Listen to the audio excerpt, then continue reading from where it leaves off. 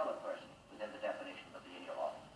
Thus, the court is simply faced with the proposition of whether or not a state may validly forbid the interracial marriage of two groups, the white and the colored, in the context of the present statute. The state has a natural, direct, and vital interest in maximizing the number of successful marriages which lead to stable homes and families, and in minimizing those which do not.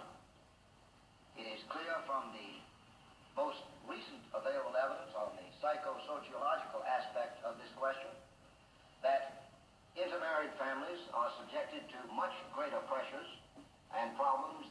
It is not infrequent that the children of intermarried parents are referred to not merely as the children of intermarried parents, but as the victims of intermarried parents and as the martyrs of intermarried parents.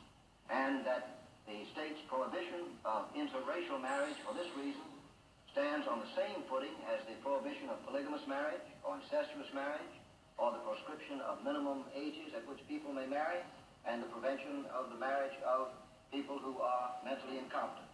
There are people who have the same feeling about interreligious marriages, but because that may be true, would you think that the state could prohibit people from having interreligious marriages?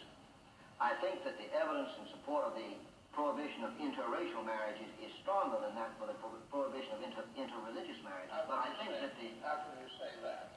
Well, we say that because you believe that.